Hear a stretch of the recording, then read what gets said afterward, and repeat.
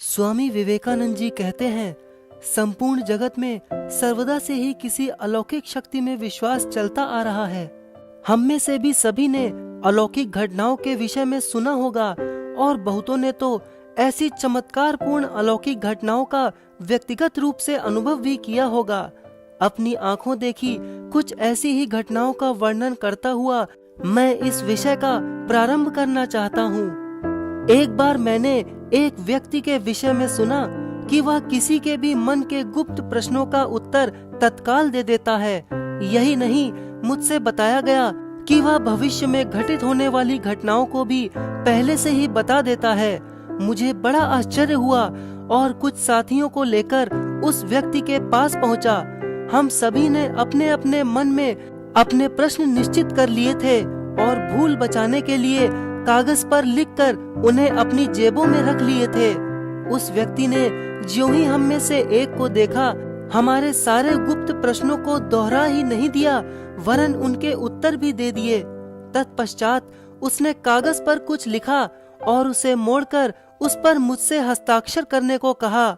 ऐसा करने के बाद उसके कथानुसार मैंने उस कागज की पुड़िया को बिना देखे ही तब तक के लिए अपनी जेब में रख लिया जब तक वह स्वयं उसे दिखलाने के लिए न कहे। मेरे सब साथियों के साथ भी ऐसा ही किया गया। तत्पश्चात भविष्य में घटने वाली कुछ घटनाओं पर प्रकाश डालते हुए उसने हमसे कहा कि हम किसी भी भाषा के किसी भी शब्द या वाक्य को अपने मन में सोच लें। वह संस्कृत बिल्कुल नहीं जानता, ऐसा समझकर मैंने संस्कृत भाषा के एक लंबे वाक्य को मन में रख लिया। पर उसकी आज्ञा अनुसार जब मैंने जेब में से निकालकर कागज के उस टुकड़े को देखा तो महान आश्चर्य हुआ कि वह संस्कृत का बड़ा वाक्य ज्यों का त्यों वहाँ लिखा हुआ है। 1 घंटा पहले ही उस कागज पर उस वाक्य को लिखते समय अपनी बात की पुष्टि के लिए उसने यह भी सूचित कर दिया था कि यह व्यक्ति इसी वाक्य को अपने मन में निश्चित करेगा और यह सत्य निकला। मेरे दूसरे साथी से भी उनकी जेब में भी वैसा ही कागज का टुकड़ा रखा हुआ था। अपने मन में कोई वाक्य सोच लेने के लिए कहा। उन्होंने अरबी भाषा का एक वाक्य निश्चित किया जो कुरान से लिया गया था, पर वह अरबी वाक्य भी उनकी जेब में रखे हुए कागज के टुकड़े पर ज्यों का त्यों लिखा हुआ मिला। मेरे साथियों में से एक डॉक्टर थे।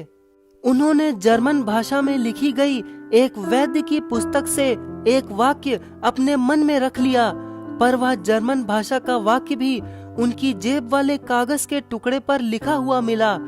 यह सोचकर कि शायद उसने पहली बार मुझे किसी प्रकार धोखा दे दिया हो, कुछ दिन पश्चात फिर दूसरे साथियों को लेकर मैं उस व्यक्ति के पास गया, पर इस बार भी वह अपने चमत्कार प्रदर्शन में आश्चर्यजनक रूप से सफल रहा।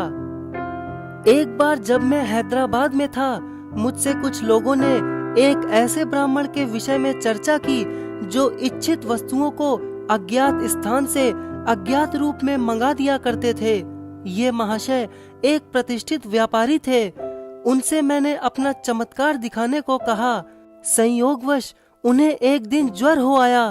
भारतवर्ष में साधारणतः यह विश्वास किया जाता है कि यदि कोई पवित्र आत्मा किसी अस्वस्थ मनुष्य के सिर पर हाथ रख दे तो वह शीघ्र ही स्वस्थ हो जाता है। अतएव ब्राह्मण देवता मेरे पास आकर अपने सिर पर हाथ रखने का आग्रह करने लगे। मैंने स्वीकार कर लिया और उनसे अपना चमत्कार दिखाने का वचन भी ले लिया। स्वस्थ होने के बाद अपना वचन पूरा करने के लिए एक दिन वे आ पहुँचे।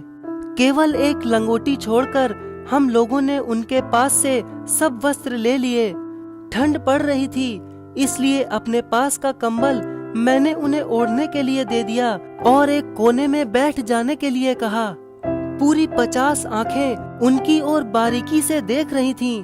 मनोवांछित वस्तुओं के नाम कागज पर लिख देने के लिए जब उन्होंने कहा, तब हम लोगों ने ऐसी ऐसी वस्तुओं के नाम लिख लिए जो उस प्रदेश में पैदा ही नहीं होती थीं, जैसे अंगूर के गुच्छे, नारंगियां आदि। कागज के टुकड़े उन्हें दे दिए गए। थोड़ी ही देर में देखते क्या है कि शरीर पर लिपटे हुए उस कंबल के अंदर से सारी की सारी वस्तुएं ढेर की ढेर निकलती चली आ रही हैं। उन निकली हुई वस्तुओं को यदि तौला जाता तो मेरा अंदाज था कि वह तौल में उन ब्राह्मण महोदय के शरीर के तौल से दुगनी भारी तो अवश्य ही होती। उन फलों को खाने के लिए उन्होंने कहा, पर मायाजन्य अथवा कृत्रिम समझकर खाने में हमें हिचकिचाहट होने लगी। परंतु जब उन्होंने स्वयं खाना प्रारंभ कर दिया तो हम लोगों ने भी खाया और देखा कि स्वाद में कोई अंतर नहीं है। अंत में ताजे गुलाबों का ढेर लगाकर उन्होंने अपना चमत्कार प्रदर्शन बंद कर दिया। उस ढेर का प्रत्येक गुलाब सुंदर और पूर्ण रूप से खिला हुआ था। उसकी पंखुड़ियां ताजी और कोमल थीं तथा उन पर प्रातःकालीन ओस की बूंदें पड़ी थीं। गुलाब के सुंदर फूलों के इतने बड़े ढेर को देखकर हम लोग आश्चर्य करने लगे।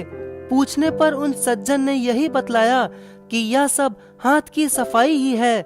जो कुछ भी हो, केवल हाथ की सफाई के बल पर यह सब कर दिखाना असंभव ही मालूम पड़ा। इतनी मात्रा में इतनी वस्तुएं भला कहाँ से लाई जा सकती हैं?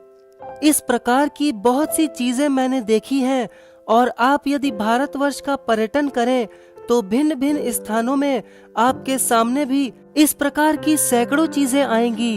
भारत ही नहीं, सभी देशों में इस प्रकार की घटनाएं होती रहती हैं। इस देश में भी इस प्रकार की बहुत सी चमत्कारपूर्ण घटनाएं देखने को मिलेंगी। ये सच है कि इनमें बहुत कुछ धोखेबाजी है, पर इस प्रकार की धोखेबाजी के पीछे कुछ वास्तविकता भी रहती है जिसके अनुकरण करने का प्रयत्न किया जाता है। आपको यह मानना ही पड़ेगा कि अनुकरण के लिए भी कुछ न कुछ वास्तविकता चाहिए। वास्तविकता के बिना अनुकरण संभव ही नहीं है। आज से सहस्त्रों वर्ष पूर्व अति प्राचीन काल में इस प्रकार के चमत्कार आज की अपेक्षा अधिक दिखाई पड़ते थे। मेरा अनुमान है कि जब किसी देश की आबादी घनी हो जाती है तब उसकी मानसिक शक्ति निर्बल पड़ जाती है। इसके विपरीत जब किसी देश की आबादी विरली रहती है तब मानसिक शक्ति अपेक्षाकृत बढ़ी चढ़ी रहती है। प्रत्येक वस्तु को सूक्ष्म विश्लेषक दृष्टि से विचार करने की जिज्ञासा रखने वाले हिंदुओं ने इन चीजों को भी अपने हाथ में लिया और इस दिशा में अनुसंधान किया। इस प्रकार अनुसंधान करने का परिणाम यह हुआ कि वे कुछ आश्चर्यजनक परिणामों पर पहुँचे और उन्होंने इसका एक विज्ञान ही बना डाला।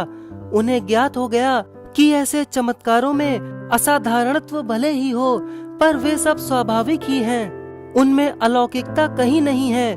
वे भी ठीक उसी तरह नियमों से बंधे हुए हैं जिस प्रकार संसार के और भौतिक दृश्य हैं। प्रकृति ने किसी व्यक्ति विशेष को इस प्रकार की चमत्कारपूर्ण शक्ति देकर पैदा नहीं किया, वरन इस प्रकार की शक्ति क्रम पूर्वक अध्ययन और अभ्यास से प्राप्त की जा सकती है।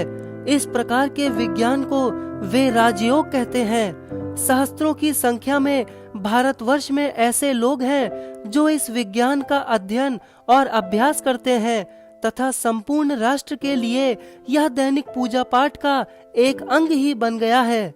जिस निष्कर्ष पे वे पहुँचे हैं वह यह है कि यह सब असाधारण शक्तियाँ मनुष्य मन में विद्यमान है। यह मन सृष्टि में अविच्छिन्न रूप से विद्यमान मन का एक अंग या अंश ही है। प्रत्येक मन एक दूसरे से निकटतम रूप में संबंधित हैं और वे जहाँ कहीं भी रहें, संपूर्ण विश्व से उनका घनिष्ठ और प्रत्यक्ष संबंध है।